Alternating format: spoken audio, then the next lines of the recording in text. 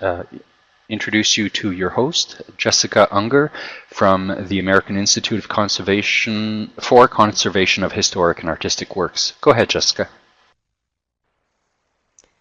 Hello, thank you so much, Mike, for that introduction. And thank you to everyone for joining us for today's program on how to protect against risks to tribal cultural heritage. This program is made possible with generous support from the Department of the Interior. My name is Jessica Unger, and I'm the Emergency Programs Coordinator at the Foundation of the American Institute for Conservation of Historic and Artistic Works. FAIC undertakes and underwrites programs and initiatives to advance the conservation profession nationally and internationally in all its facets, and applies the expertise of the profession in addressing global artistic, cultural, and historic preservation priorities. FAIC promotes the preservation of cultural heritage as a means towards a deeper understanding of our shared humanity, the need to express ourselves through creative achievement in the arts, humanities, and sciences. We honor the history and integrity of these achievements through the preservation of cultural materials for future generations. Today's program is the first in a series of 3 webinars that will discuss the risks that can potentially affect the cultural resources of tribes. Cultural resources are defined as the aspects of a cultural system that are valued by or significantly representative of a culture, or that contain significant information about a culture. A cultural resource may be a tangible entity or a cultural practice. Tangible cultural resources are characterized as structures, archaeological resources, cultural landscapes, museum collections, archival documents and photographs, sacred sites, and ethnographic resources. So, as you might expect, this series will primarily address those tangible cultural resources and how to best protect them. Today, our program will focus on risk assessment. It's often a scary prospect to consider the risks that we face, but fortunately we have tools at our disposal that help guide us through the process of considering and sizing up the risk to our cultural resources. Tomorrow, we will continue the series by discussing how to collaborate with emergency professionals in order to learn about their processes and share information with them. On Thursday, we will learn how to relay all of this information into a preparedness plan. All of these programs are designed with tribal communities in mind to highlight the unique needs of these groups in emergencies. For today's program, we're fortunate to be joined by Rob Waller. Robert is President and Senior Risk Analyst with Protect Heritage Corporation, a firm dedicated to helping institutions and organizations improve heritage management. His career included 33 years with the Canadian Museum of Nature. He holds a PhD in Cultural Property Risk Analysis from Gothenburg University. Robert Waller maintains appointments as Research Associate, Canadian Museum of Nature, and Adjunct Professor, Queen's University, and has taught, lectured, and served as a consultant at museums and universities throughout North and South America, Europe, Asia, and Australia. He is professionally accredited by the Canadian Association of Professional Conservators, a professional associate of the American Institute of Conservation, and a fellow of the International Institute for Conservation of Historic and Artistic Work. With that, I'd like to hand the presentation over to Rob Waller. Oh, and Mike, can you help us with getting the correct pod set up here? Thank you.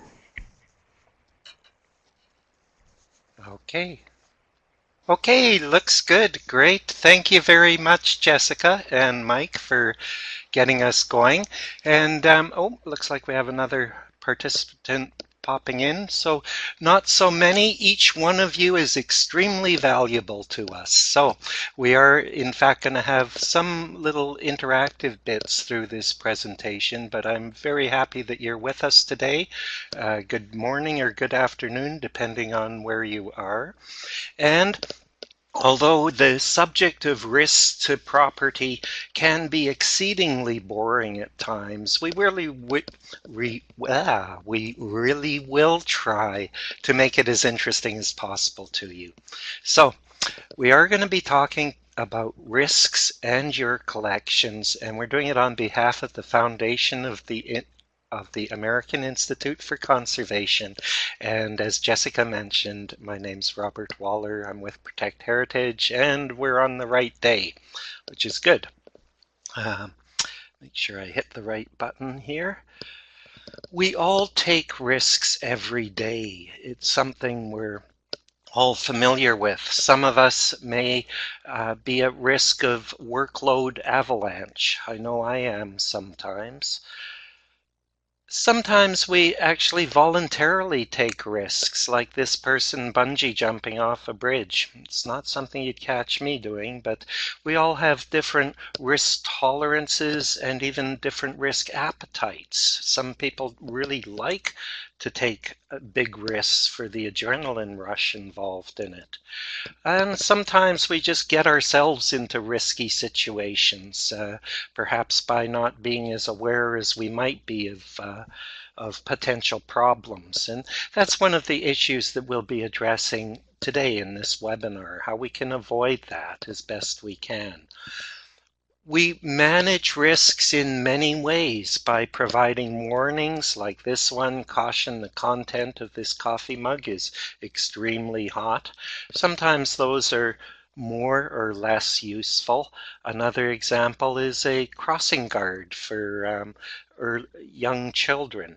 I think that's one of the most useful risk management techniques we take.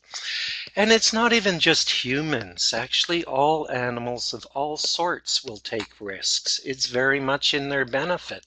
This little fish might take a risk to find a much bigger pond to jump into.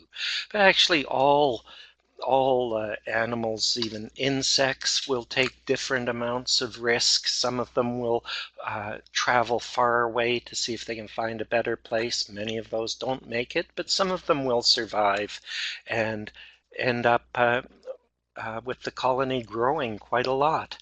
And we can take measures to help protect us from risks, as this little mouse is as he dons his helmet to see if he can get at that little piece of cheese. So we're all familiar with risks. We just do it all the time, from whether we touch a pot handle, not sure if it's hot, or how many cups we juggle as we put our dishes away, all those sorts of things. We're constantly doing that. Now we want to think about our risk awareness, and we all have varying degrees of risk awareness. One is just to watch out and be careful all the time. One is to employ checklists to remind us of what the risks might be and to be aware of them.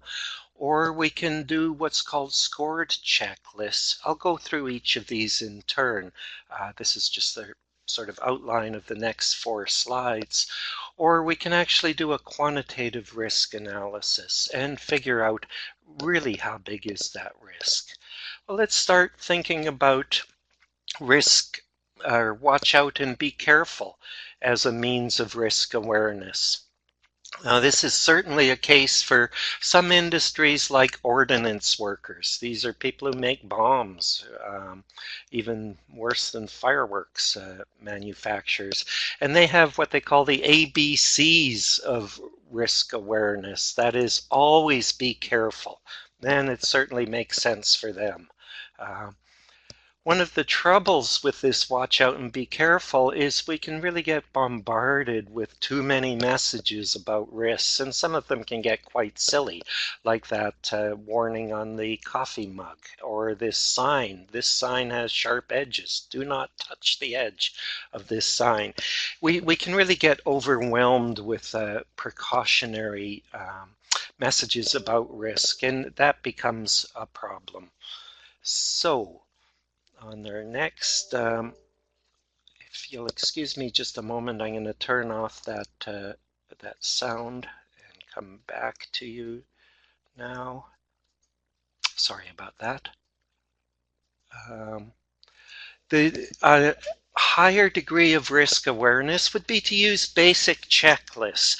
And checklists can be really useful and important. I know every time that I take an airplane trip, I'm really glad to know that the pilot and co-pilot are going through a basic checklist to say, is there fuel in the tank, are the tires inflated, and all those sorts of things. They can be really important.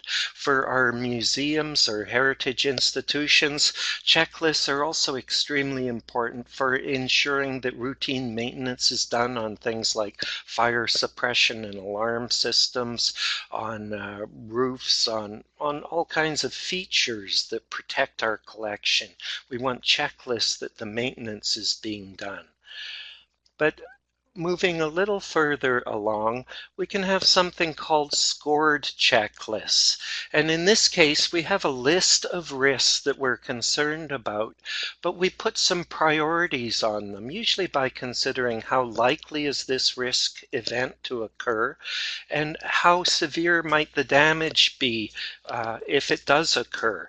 And that's can lead to these things that I'm sure you've seen at some point, these kind of risk matrices, where they consider likelihood or probability and severity or impact, as it says here. And then we consider things that are high probability and high impact to be high risk. This is the kind of thing that we'll be talking about today. Going a little bit further in our sophistication, then we can go through to full quantitative risk analysis. And this shows an example of what we did at our Canadian Museum of Nature to assess 22 generic risks to 19 collection units. And it's very complex, but we're not going to be going that far today, and we don't need to go that far today. We're doing a real initial screening of what might be the most significant risks that you need to make sure that you're addressing at your institution. And we don't have to go to this level of complexity to do that. Risks, what are they? As risks are departures from a goal.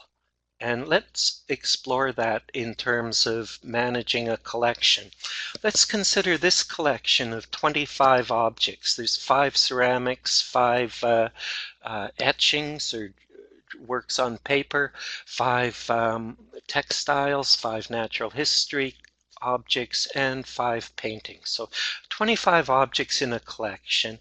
And let's consider this collection not today, because today we're all busy. We're attending a webinar. When we're done that, we're probably going to have a pile of emails to deal with, and there might be a leak somewhere that needs attention, or somebody wants to borrow something and we need to respond yesterday.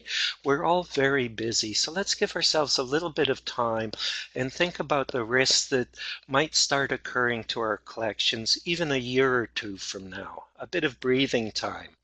Now, our goal is to consider carrying this collection of 25 objects forward in time. And we choose 100 years as a sensible kind of time goal to think we want our collections to last very well for 100 years. So we define that as our goal. But as we know, reality is what happens while we're making other plans, and it can be different.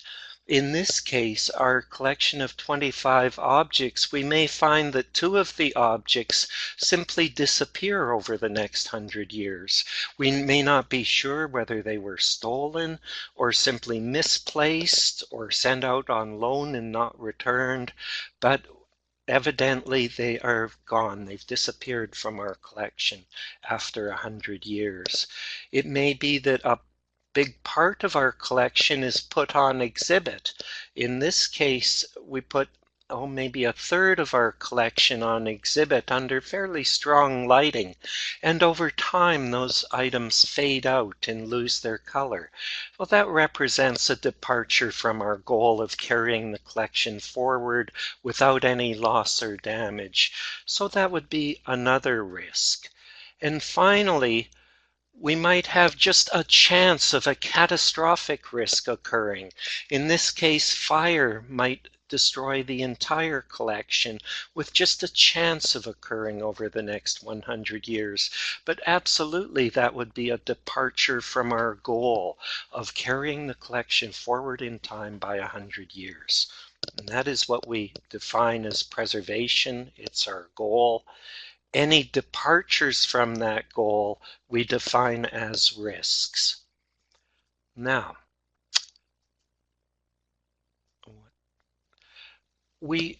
to define or to identify risks comprehensively, we consider 10 agents of change, or sometimes called agents of deterioration.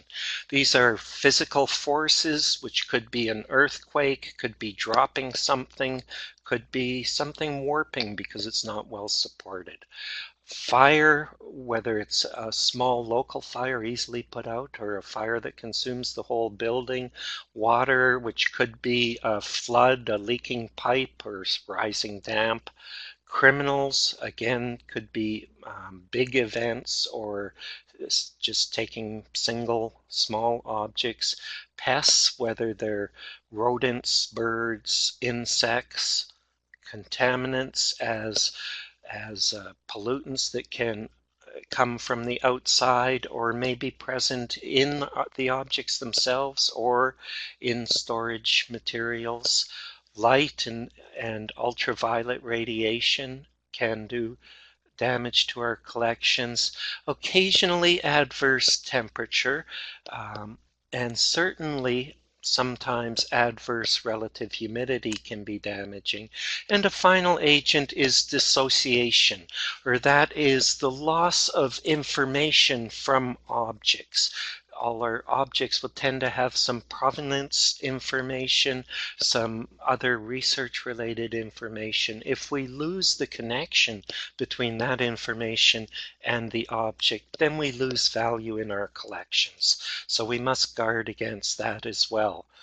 Now, for these 10 agents of change, as I mentioned for physical forces, they may occur as either rare but severe events, something like an earthquake. This would be like this risk 1 on this chart. Could be very high severity, but tends to be very low frequency, does not happen very often. At the other extreme, we might have this R2 or risk 2, fairly low severity, but perhaps a high frequency. Now, the problem with this kind of graph is it always appears that risk 1 is higher than risk 2 because it's higher up. But we could actually tilt this whole chart over onto its corner, and then we can see that, in fact, the rare and severe risk may actually be about the same magnitude as the very common but persistent gradual change. Risk 1 may equal risk 2. We could actually draw this shading of colors to show in the red area we'd have a high risk, yellow area is a moderate risk, and green area is a low risk. And we can put in some examples of this. This picture depicts the earthquake in Haiti about 5 years ago. Absolutely devastating for their cultural heritage. Buildings, collections of all sorts were severely damaged or lost. At the other extreme, we could have continual processes like the wear of the spine of a book that's used quite a lot. Each incident of damage by wear is very tiny, but because it's continual, it can actually add up over time to be as severe as something like an earthquake. And in the middle of these, we have sporadic events. In this instance, a visitor is taking a picture of one vase while his bum knocks the plinth of another vase and knocks it onto the floor, causing damage. Now, this kind of thing should not be happening continually in our museums, but sadly, it's not even so much of a rare event. It's the kind of thing that might happen every few decades or something like that. Now, we can reduce a risk by reducing the frequency at which it occurs or by reducing the severity of a risk incident, or by doing both and reducing both the frequency and severity. Ideally, we do both if we can, but we tend to do whichever's most effective, most cost effective, and so on. Oh, no, I'm sorry. I think, yes, I did also label these. The type 1 is often thought of as a potential disaster, and we define it as expecting just less than one event over the next 100 years. Type 2 we think of as incidents, and they might be a few per decade or just a few per century. And finally, type 3 are the continual processes, or at least one event per year. Now, moving on. When we can consider both agents of change and types of risk, it gives us this framework for thinking about identifying risks. We know we're going to want to think about physical forces type 1, issues like earthquakes, sinkholes, these very rare events that might impact on us. For water, it could be a 200-year flood from a river. Burst water main could be type 1 risks, really just a chance over the next 100 years. For type 2 risks for water, we might have roof leaks, plumbing leaks, that sort of thing. If you're unfortunate in your location, though, you might have sheet flooding from rain. Those sorts of things we'll want to think about as type 2 risks. As we go through our set of agents of change, we want to think about each type of risk. At least for this emergency preparedness, we want to think about type 1 and type 2 risks. And then we want to identify them and define them clearly. I'll just show a few examples here of some specific risks that we'd consider. Whoops.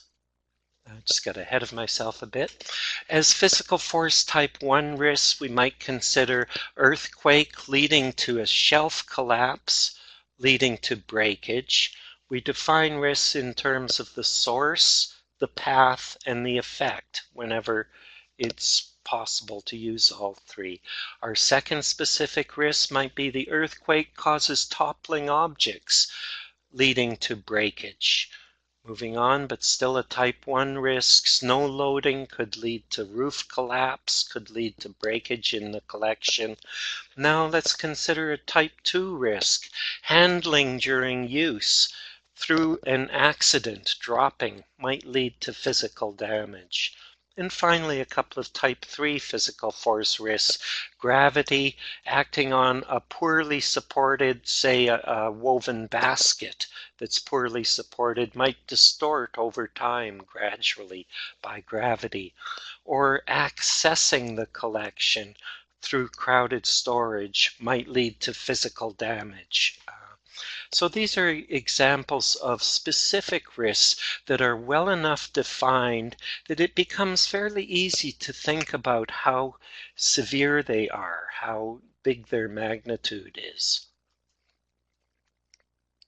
Now, the heritage preservation, and now managed and maintained by the Foundation of the American Institute for Conservation, came up with some terrific emergency preparedness tools within their risk evaluation and planning program.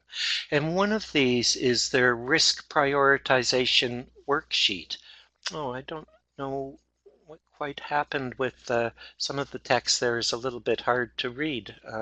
It seems to have copied over onto itself, and apologize for that.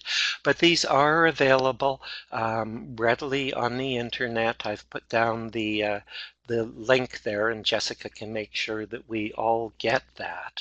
And here we list a number of hazards and then consider the likelihood of occurrence and the severity of damage. But I was going to say we can see, but it's actually a little bit hard to see. But risk 1A is simply defined as an earthquake. And I'll show you that I'd like us to think a little bit more clearly about exactly what kind of risk that is. The next is flooding due to flooding from a river or high water table, then a flash flood, then hail, and so on. But let's look at how we might modify these to be a little bit better defined so that we can think more clearly about how big the risk is. So earthquake, just as an example, I split up into a number of particular risks. If we consider earthquake, we'd want to consider, is the building stable against an earthquake, or is there a chance that the building might collapse? Now, these sorts of things you're not going to be able to judge for yourself, although there are some helpful kind of tools out there, but you're much more apt to want to go to your FEMA representative and ask them for some guidance on interpreting the stability of your building, or ask them for directing you to somebody who can provide you some guidance. These things are becoming easier to get hold of all of the time. And I see now, as we kind of loaded this up, we must have had a problem with the font selected, but the second risk, the 1.1.2, would have been earthquake causes suspended objects in the room to fall. And those could be ceiling tiles that fall down and strike parts of the collection, or even worse would be suspended lights or projectors or speakers, anything that's suspended up there that might shake loose and fall on the collection. Earthquake causing shelving collapse would be another one, and you want to consider how stable your shelving and cabinets are. Might they move in an earthquake? Or a couple of other ones would include earthquake causing objects to topple over, or shelving units to topple over, or to kind of jiggle and walk to the edge of a shelf and then fall over. So these are all examples of specific risks related to an earthquake. And if we want to think about how important they are to our collection, we need to become fairly clear in our minds exactly what scenario we're considering. So that's something I really encourage as we look at a list of risks that we're considering, to actually think them through as to, so if this risk event occurs, how might it play out in our museum or our institution? What might happen to the objects that we're concerned about? Now, just to this is now I apologize again, there's one animation there that just doesn't seem to be quite working, but what it intended to say was to simply repeat this idea that we want to define a risk by thinking of the source of the risk, which could be earthquake, it could be a sinkhole, it could be somebody dropping something. Those would all be a source of a risk. The path that we get from the source to the items in our collection, and then the impact on the items to our collection. So to help us with this, I wanted to change a couple of things within this worksheet, and I've been talking with Jessica about this. I can pass to Jessica a kind of revised worksheet that takes this severity of damage, which the initial worksheet just asked us to evaluate using a scale of 1 to 5, and thinking in somewhat more detail to consider how much of the collection might be affected, how much value could be lost to that part that will be affected, and then using those two numbers to calculate a severity of damage. And I'm going to walk us through a couple of examples of this.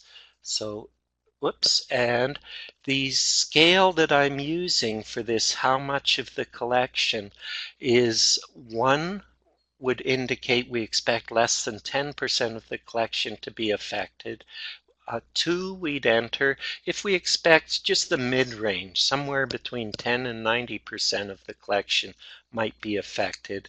And a 3 if virtually all of the collection, or more than 90%, might be affected. Now let's look at a few examples where we could see how we'd use these numbers. And this is the collection I want to offer us. So it's a whole set of little shapes of different colors. There's some pyramids, some spheres. They're a little hard to see because they're so small now. Some cylinders and that sort of thing in a diversity of colors.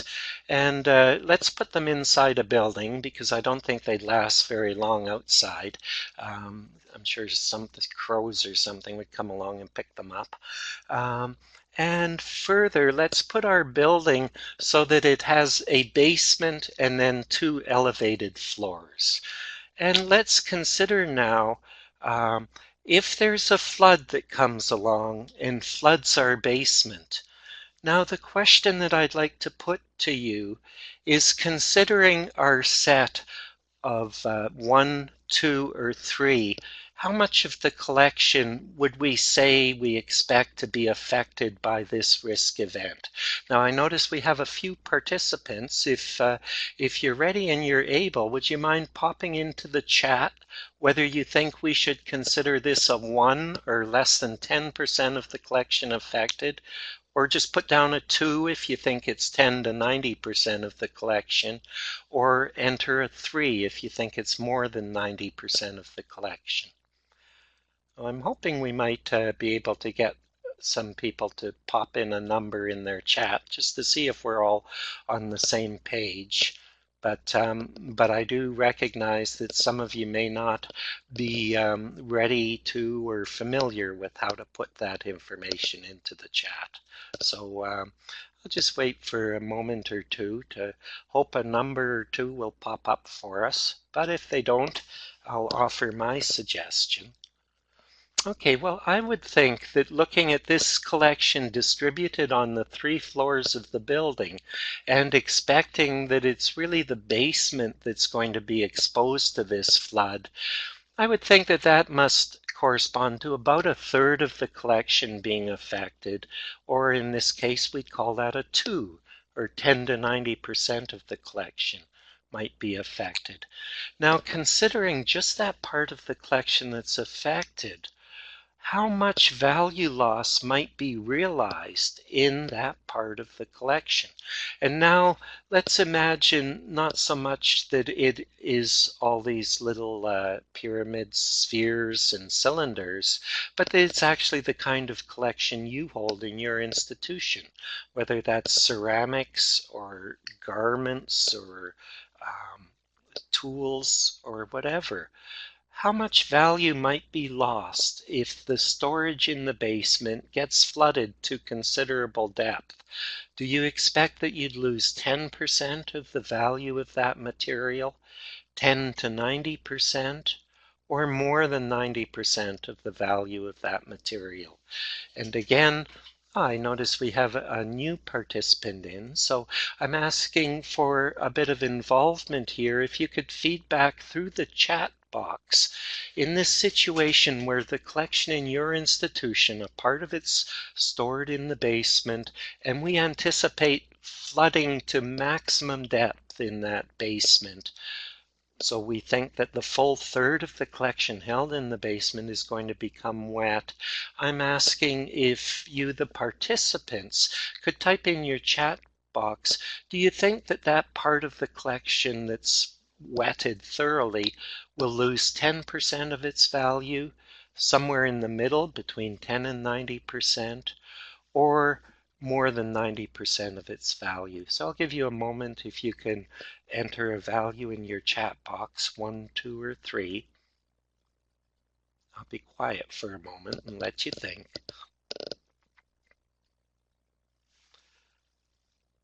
Okay, but again, not noting a lot of chat happening, I'll offer my suggestion, which is, well, actually, it really depends on the situation.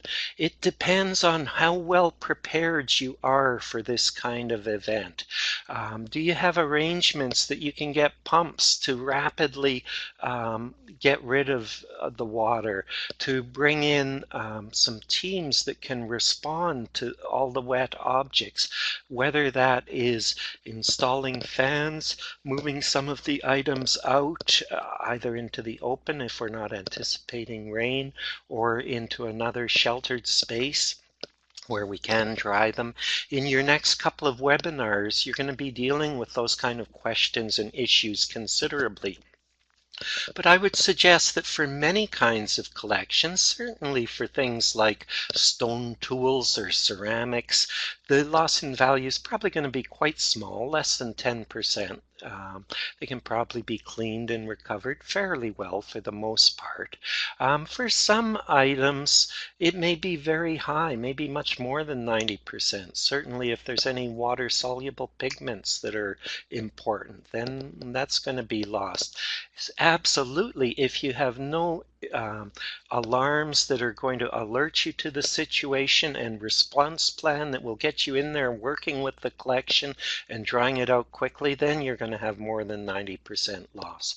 If you do have some reasonable emergency preparedness plans, you're probably in the middle there. You're going to expect some loss, probably more than 10% for a mixed collection, but probably less than 90%. So these would be 2 and 2 for how much of the collection, how much of the value lost. Now let's consider our same collection in the same building, but a different situation. In this case, let's imagine that there's a fire nearby and that it blows smoke into and through the building. And now you notice our collection's lost its colors. It has a soot deposit over pretty much all of the collection. Now, saying all of the collection, I've probably given a little hint to this first part. How much of the collection do we think could be affected by this smoke infiltrating our building? Would it be the 1, 2, or 3? Less than 10%, intermediate, or more than 90%? Again, I'll wait for just a moment, see if we have any chat pop-ups for... But I think I kind of gave this one away, actually, when I said all of the collection. I think here we would agree that it really is, it's more than 90% of the collection. It's pretty much all of this collection is going to be affected. But now let's consider how much loss in value for this collection that went from a fairly nice colored, pristine state to something that's covered with some kind of soot and smoke residue and that sort of thing. Again, of course, it's going to depend on the kind of collection that you have. If you have a lot of leather and feathers and that sort of thing, then the damage really will be quite severe. They're very hard to clean, hard to rectify. Again, if you have stone tools and ceramics, probably not so much. In this case, it really can be highly variable. I offered here a 1, assuming that, well, maybe it's not going to be, the deposition of soot is not going to be much, much greater than the deposition of dust that we get over 10 or 20 years, and that a practice of routine cleaning might reverse a lot of that accumulation. But this is a situation where you really need to think about the contents of your collection and how they will be affected. As we do this, actually, we often find it helpful to take some examples of the kind of material, and I'm not saying something out of your collection, but say something out of your gift shop that mimics the kind of object that you have in your collection, and maybe even sprinkling it with something like some black poster paint, and then thinking about, well, how much damage has that caused to this object, this example object? Again, not from the collection, but from the gift shop or from an antique shop or something. Just mimic the kind of damage and estimate how much value loss has occurred. Now I wanted to look at one more example where again we'll go back to our collection as we had it oh dear, and this one isn't going to work. After we loaded this, um, PowerPoint, we tried some of the animations, but we didn't try all of them. And I'm kind of sorry we didn't get this one. What I had was a fire sweeping through the building and eventually reducing it all to ashes. So we missed the fire part. Sorry about that. But we do get the ashes. Now we'd ask how much of the collection might be affected, and in this case we went from that whole building to this little pile of ashes. So we'd say yes, all of the collection could be affected by a fire that consumes the whole building. How much value loss? Now again here I think this is almost a no-brainer that all of the value of our collection has been lost. So this is an example of all of the collection has lost all of its value. Now, I'll just again, pulling up this kind of chart that we have, we've now put in these values for how much of the collection. For flooding, it was a mid part of the collection, and a mid part of value loss would lead to a severity of damage of 2, or a risk rating of 9. For the second one, the smoke, we considered how much of the collection, all of it, but not so much loss in value. Again, the severity is 2. For the fire, all of the collection will lose all of its value, or a severity level of 5. Now, that looked at, well, I guess I could have run those to show those 3 things that deal with the severity of the damage. But now let's consider the likelihood of occurrence. And in this risk evaluation planning document, there is guidance on how you rank these 1, 2, 3, 4, and 5 from extremely unlikely to expected with near certainty for 1 to 5, 1 being extremely unlikely, 5 almost certainty. In fact, almost all natural events cover a vast range. Meteorite showers, we expect several per year, whereas massive asteroid impacts into our planet are fortunately much less common. So a nice meteorite shower comes by 3 or 4 times a year, usually, whereas a massive asteroid impact might affect the Earth about once every 100 million years. Now, as a rule, there's what we call a rule of thumb, is that any natural risk event that is 10 times as severe will probably be 10 times less likely. So whatever happens to you typically in a year, what will happen in 10 years is probably 10 times as severe. What will happen in 100 years might be 100 times as severe. And this is important for us to reflect on and think about, because as we just call on what we believe our experience has been over the past 10 or 20 years, that is not at all a reliable indicator of what we should anticipate over the next 100 years. So if we have experienced small earthquakes over 10 or 20 years, we have to consider something almost 10 times as massive an event over the next 100 years or so. It's just something to keep in mind as we're thinking about these extreme events that we want to be prepared for, because like the flood in the basement, how much damage it causes our collections really depends on how well prepared we are. Okay, almost done now. I think, how well protected is your collection? I think this is about my final slide. I hope I've helped you to have a better sense of how you come to know what to expect, how we can use a set of 10 agents of change and 3 types of risk to identify a broad set of particular risks that can affect our collections.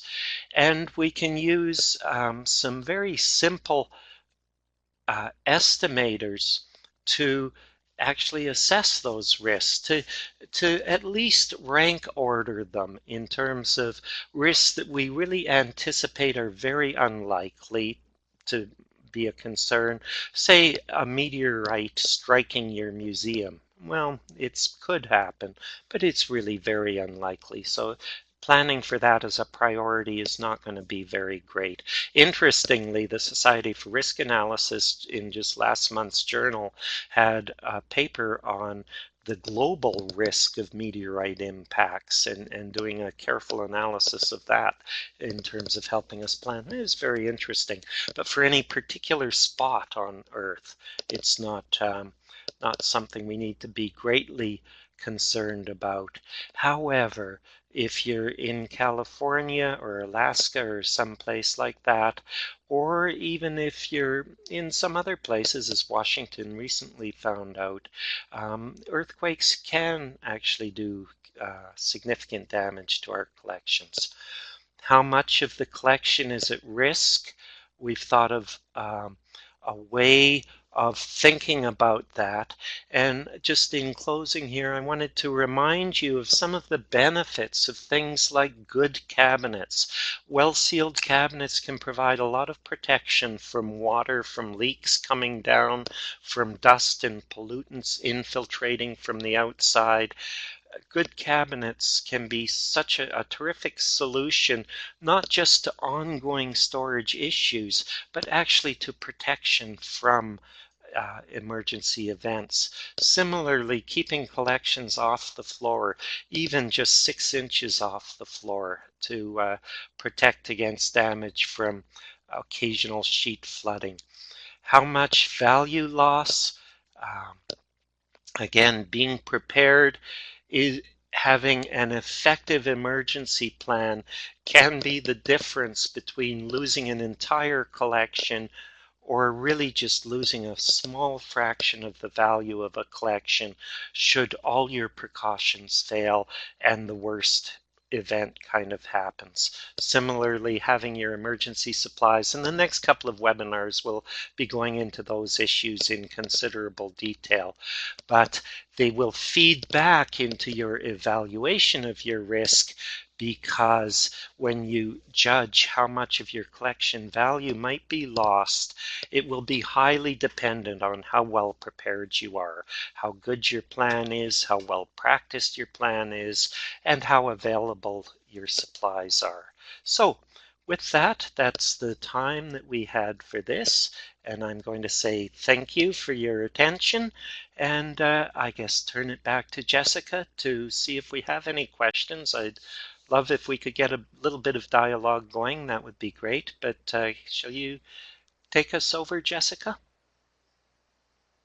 Great. Thank you so much, Rob, for that really wonderful presentation. I think it was very helpful for everyone to get an understanding of some of the principles behind risk assessments and to sort of walk us through ways of thinking about the risks faced by our cultural institutions. Again, if you have any questions or comments, please do feel free to make use of the chat box on the left-hand side of the page. Rob has been very generous in providing his email address on this final slide, so do feel free to reach out with any follow-up questions. And of course, I will be adding my email as well to the chat box, so I'm more than happy to field questions that come up after the fact. Again, this program is a part of a series that we hope in combination will be a useful resource for thinking about how to build the most robust preparedness plan. And I'm seeing Amanda Harple's writing in. Thank you guys for taking the time to present today. Thank you, Amanda, for being on the program. I guess I will go ahead and take the opportunity now to thank Mike at Learning Times for being a wonderful host and great technological support.